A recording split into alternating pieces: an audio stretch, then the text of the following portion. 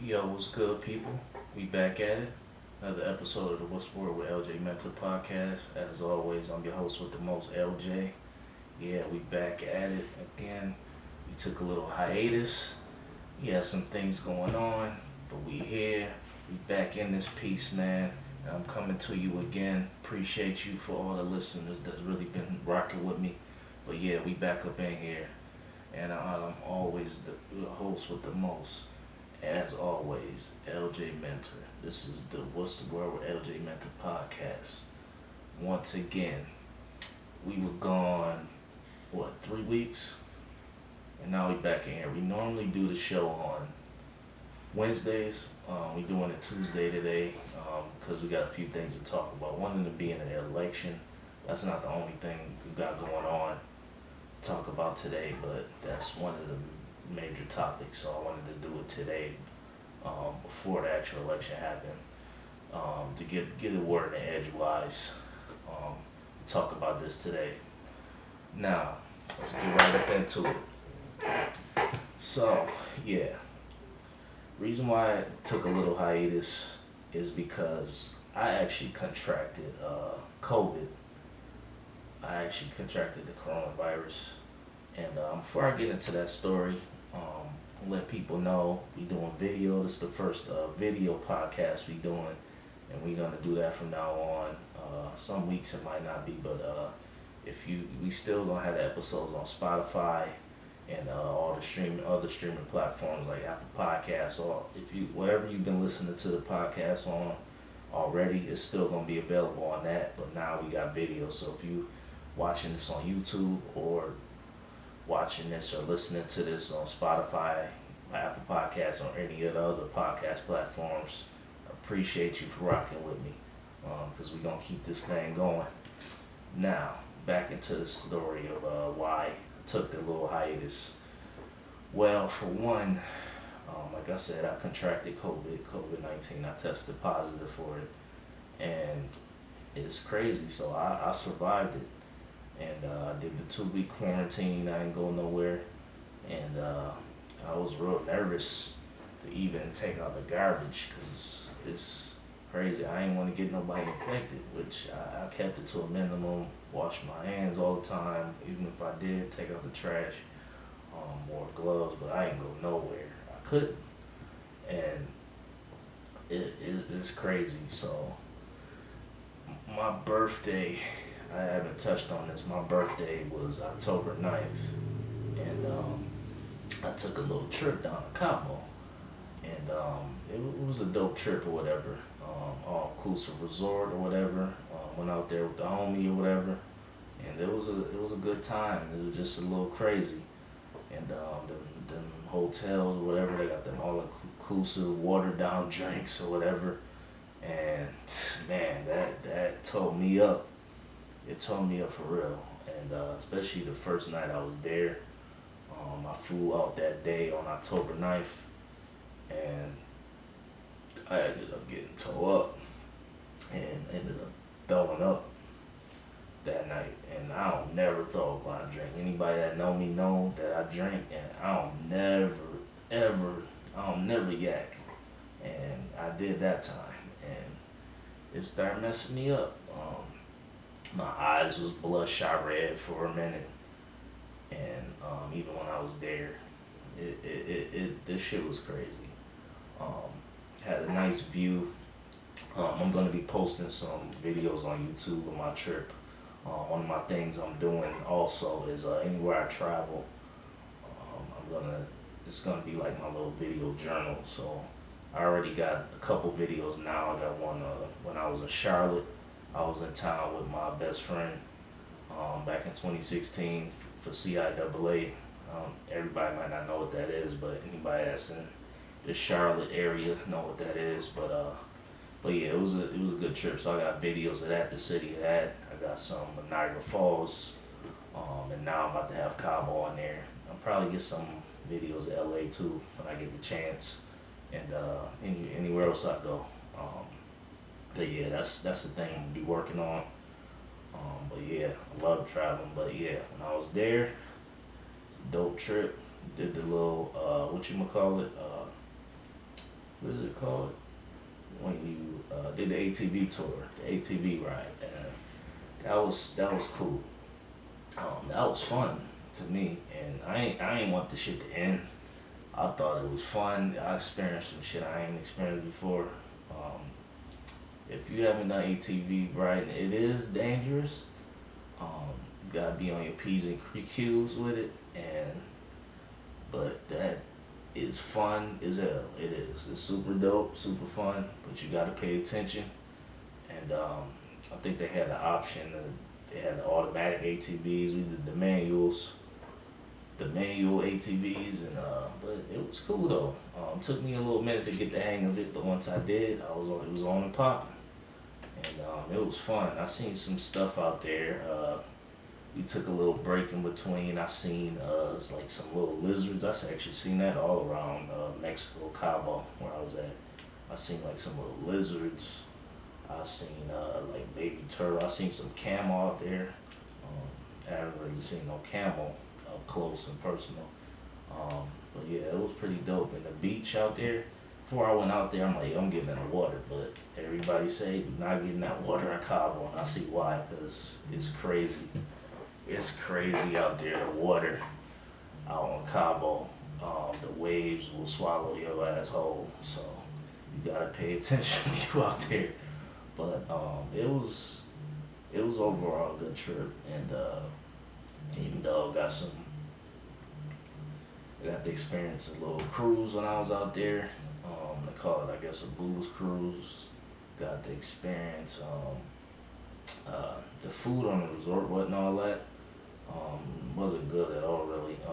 The best food I had when I was there is actually the ATV place that I went to. They had a restaurant in there, and on the real, that's probably I got me a quesadilla when I was there, and this is probably the best quesadilla I ever had in my life. Maybe because I was in Mexico, and it was off the resort, and that shit was good. That it was real good. Um, but yeah, overall it was a good trip.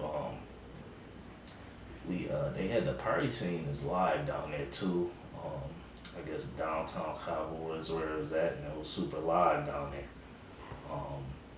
The city is picking back up. I guess they back to normal. I guess because there wasn't no restrictions traveling down there, and it was just dope overall. And I stayed out there for 3 to 4 days, experienced some pool time, and I probably shouldn't have gotten that damn pool. Um,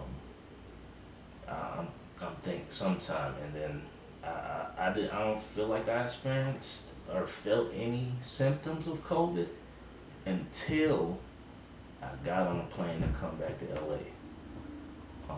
That's when I really started. As soon as I got on that plane, I was good literally up until that point. My eyes was bloodshot red. That's the only thing. My eyes look toe up. Like, yeah, I ain't never had my eyes look like that. But yeah, when I started feeling it, like coughing, I felt fatigue real bad. And then the next day when I got back, on the real, I was wondering like, damn, they gonna actually let me back in the U.S. Cause my eyes was toe up, man, and thank God they cleared up.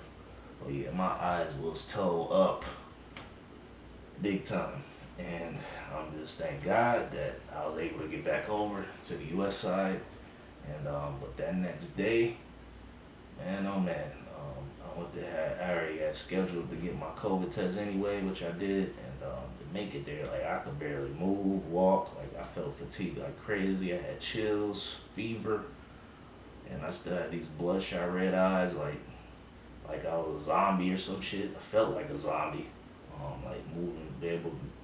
I could barely walk, but test came back positive, and it was. I got through it though. I survived COVID, and I'm thankful to God that I survived it, and 'cause I know this shit is serious, man. Like I know some people out here just trying to live their life, do their thing, and you should, but you gotta move with caution now because this COVID shit. I'm here to tell you today, COVID is real.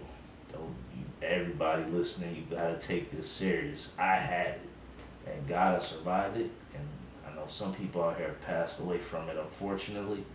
I actually had it and I survived. I got through it because I took another test and that one came back negative, and symptoms was all clear. And also during that time, my ears was plugged up. I couldn't even hear out of both my ears. Like it was mainly my right ear, but a couple days I couldn't hear out my left ear either. And but that cleared up too. I was able to get through that. I don't think it was connected to COVID, but that was just something else I was experiencing during that time. But yeah, it was. I can say I survived COVID, and everybody got to take it serious. And I was able to get through it, man. And I'm here today to tell you about that. And one day I might get more into my story about that. Now, we normally have something called Word of the Week on my show, and I decided this week my Word of the Week is going to be awareness.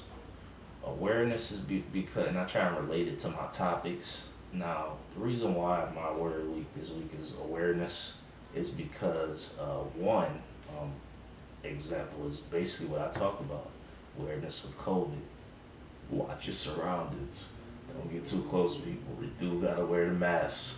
Like, this shit is serious. Like, I had it, and people have died from it. These people think these numbers is fake and it's not real. It's real. Also, awareness because I want to talk about this, getting into this election. So, whoever you vote for, I actually voted early. I encourage everybody to exercise your right to vote, even if, because I've been talking to a lot of different people about it, about voting. And quite honestly, I don't blame y'all if you don't like either candidate. Honestly, I don't trust Trump or Biden. I don't trust either one. But I voted, and I ain't gonna tell you who to vote for. But honestly, I want to get Trump out of there. Um, I, it's a crazy world, and I think it's gonna be a crazy uproar. Whoever wins this election, either way, yeah, people gonna be upset either way. But either way, we just gotta get through it. Even if Trump win again, we gotta get through it. So yeah, we gotta figure it out and make a plan. And one thing I really want to exercise is another thing, awareness too, is actual another word I want to use exercise is research. Research. I say research with a big emphasis because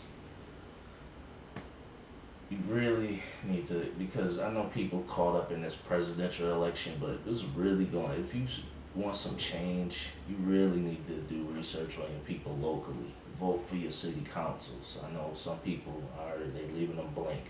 Vote for your district attorneys, people in the Supreme Court, your mayors. Yeah, just you got to do this locally. Like, honestly, that's gonna get things done right away. Like, let's see something in your neighborhood, especially like I come from the hood. I'm a black man from the hood, and some of the people I know that we in there, and we think the hood gonna stay the same either way. Ain't shit gonna change. There's even a song I was actually listening to it earlier called "Letter to the President" with Tupac and the Outlaws. The chorus goes, "Dear Mr. President, tell me what to do. These N-words acting up in the hood. Send more troops." And there's a little intro where Idi Amin from the Outlaws is talking in the background, saying like, "Me and my homies just wonder what's going on. What's happening? We voted for you. Things are still real effed up in my neighborhood. Ain't nothing changed. All the promises you made before you got elected, me and my homies wonder what's going on." And honestly, like, that's real because, like, especially when, you don't have to come from the hood to really doubt politicians and his presidents, because no matter where you're from, like, at the end of the day, the people want to see change. And I emphasize that because I know that's where I come from, the hood, like I said, and a lot of cats I know from the hood, we like, shit ain't gonna change out here. They don't really give a damn about us. And the emphasis, on a big emphasis away, that can be true. And I know it's a big push right now for the Black Lives Matter movement and black businesses, which is very important. I'm a black business owner, so I think it is very important to address that. And I know we want reparations. We never got our 40 acres and a mule.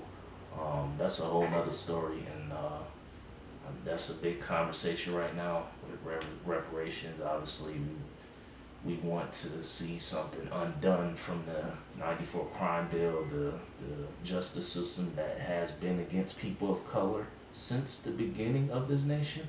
Um, Forget reforming it. It really needs to be redone from the ground up.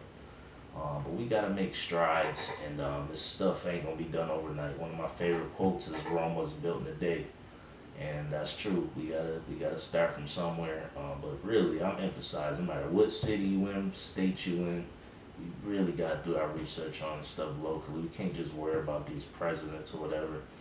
Let's say like, okay, there's something you don't like in your neighborhood, whether it's okay, you don't like the violence. For example, you don't like violence in your neighborhood.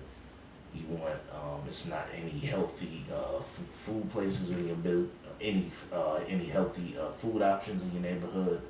Um, there isn't your pipes, your water system is broken. They still haven't fixed the problem in Flint, Michigan. Come on, y'all. I'm just using a couple examples here, but yeah, whatever it is, start locally and do something yourself too. We need to get people together and maybe send messages to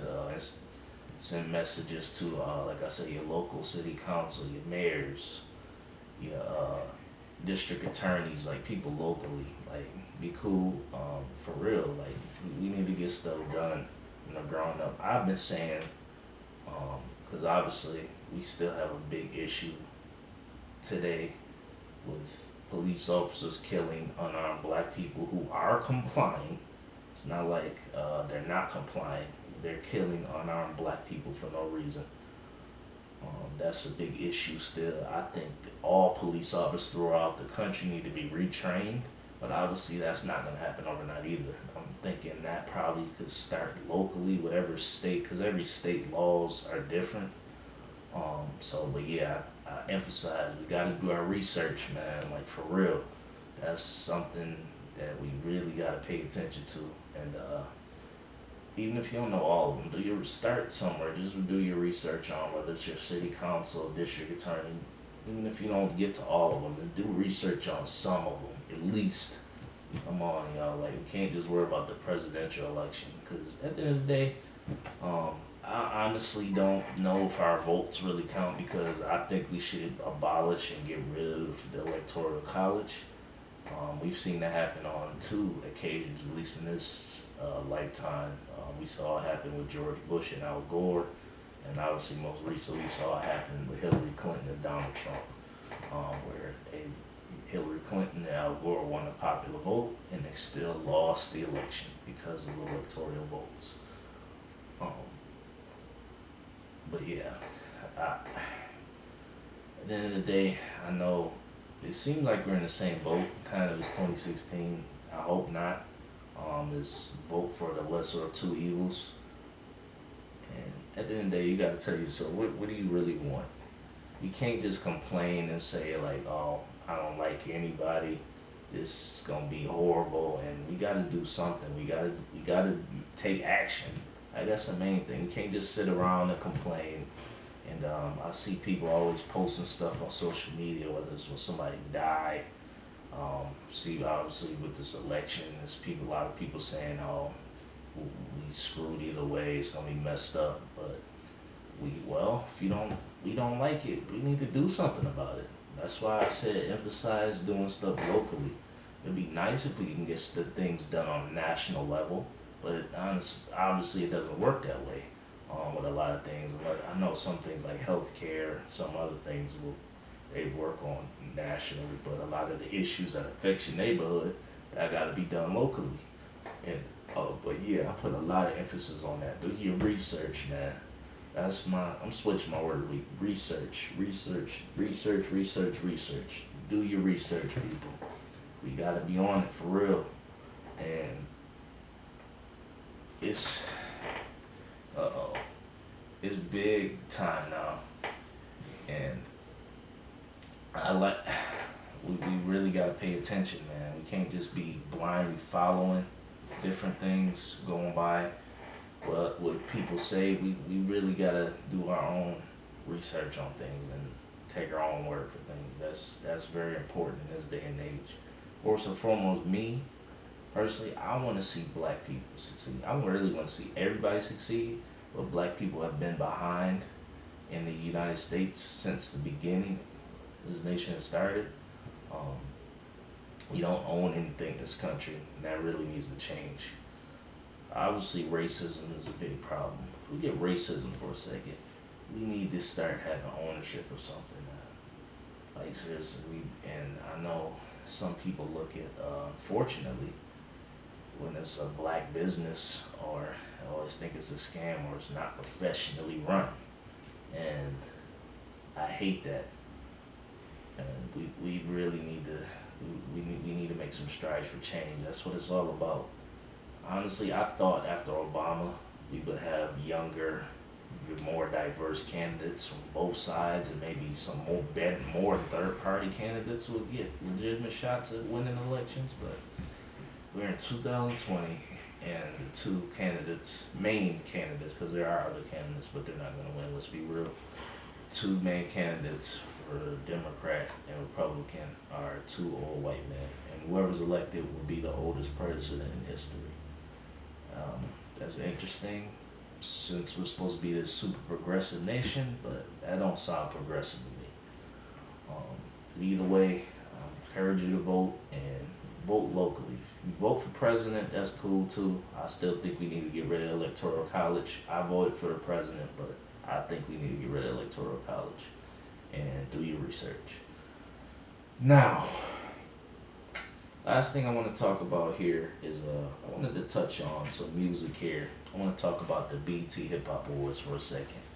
Now, we had that was this past week, I believe, on the 27th, and I think Lil Baby won Artist of the Year, or no, I think Megan Thee Stallion won Artist of the Year. Lil Baby got some awards, but yeah, I think the right people, some of the right people won.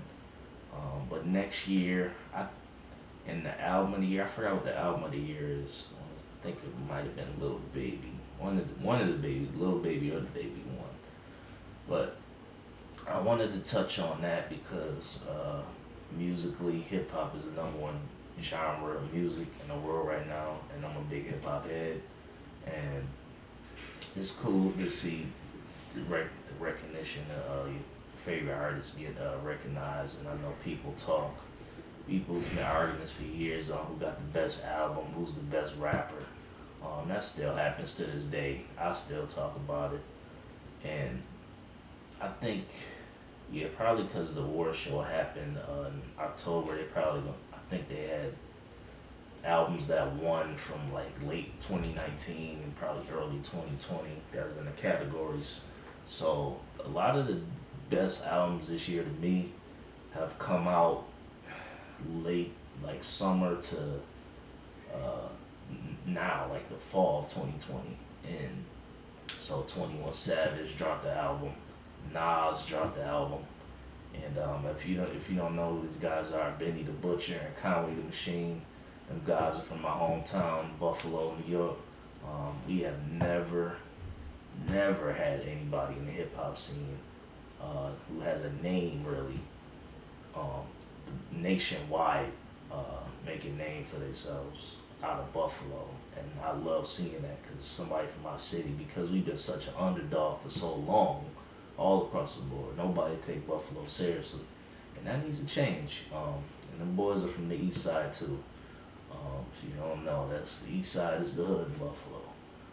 Get a little rough, so probably honestly I think it's rougher than any borough of New York City right now. But people gotta start paying attention, man, to them kids in Buffalo. And I sent a message on Facebook the other day. If we really being honest, I honestly think them guys, the best rappers right now, are from Buffalo. The guys from Griselda, Benny the Butcher, Conway the Machine, and Westside Gunn. Those are the best rappers right now. And you don't take my word for it. Go listen. Their music is out there. They've been on Flex, freestyle on Flex. They've been on Sway in the Morning, along with the other stuff. They dropped some super dope freestyles. They had a BET Cypher, and they got some dope albums out there. Benny just dropped the album a few weeks ago. Burden of Proof. Conway dropped the album in September, and honestly, I think that could be a strong contender for album of the year. Conway the Machine's album called From King to a God. That album is amazing. Got rave reviews. I think it's probably between that and Nas's album. To me personally, those are the two best albums this year. The third, maybe a very close third, would probably be 21 Savage album. 21 Savage album goes hard. That album is fire. 21 Savage is dope. But as far as albums overall, I think hip hop wise, Nas, King's Disease, and Conway the Machine album, From King to a God, those are the two best albums of the year for me. And Benny's album is up there too, top 5 this year. And it's been some great albums that's dropped. Big Sean dropped a dope project recently. I think it dropped in September, if I believe. But yeah, it's been some pretty dope projects. I know Lil Baby's probably the biggest artist right now. He's dope too. Kinda little out of my age bracket, I guess. His music is a little different from what I was used to, because I like lyrics, but I like turn up stuff too. And he be saying some real shit. So I mean, I do like Lil Baby and the Baby actually. They're dope. But right now, the best rappers are Griselda. Them boys from the east side of Buffalo. My favorite one is probably Conway. I just like he got an amazing story. And I would love to sit down and chat with him eventually. Benny too, all of Griselda. I would love to connect with them dudes and maybe do something. But until then, we just gonna keep this thing going for me. And yeah, so back in here after a little hiatus, and we back now. So this has been another episode of The Worst in Word with LJ Mentor Podcast, and I'm out.